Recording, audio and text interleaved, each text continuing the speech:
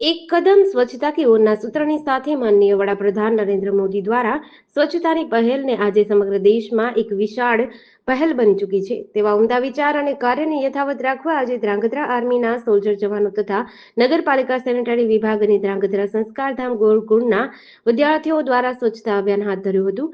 Dhrangadhra army camp પરના gate તથા તળાવ વિસ્તારમાં સફાઈ કરવામાં આવી હતી, જેમાં બિનજરૂરી સૂકો અને ભીનો તથા પ્લાસ્ટિકની બોટલો, કાચની બોટલો સહિત કચરો એકઠો કરી તેનો નાશ કરવામાં આવ્યો હતો।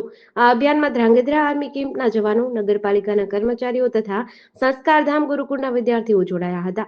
આજરોજ ધ્રાંગધ્રા નગરપાલિકા અને ધ્રાંગધ્રા આર્મી કેન્ટોનમેન્ટ દ્વારા સફાઈ અભિયાન કરવામાં આવ્યું છે, જેમાં આર્મી કેન્ટોનમેન્ટ ટીસીપી ગેટ પાસે તળાવ, આર્મીના અધિકારીઓ, સોલ્જર્સ, ધ્રાંગધ્રા નગરપાલિકાના સેનિટેશન વિભાગના અધિકારીઓ, સફાઈ કામદારો સાથે સાથે ગુરુકુળના વિદ્યાર્થીઓ, શિક્ષકો સૌ સાથે મળી તળાવ અને રાજમહેલ રોડ સુધી બગીચો અને ચોપાટીમાં સફાઈ અભિયાન હાથ ધરવામાં આવેલું।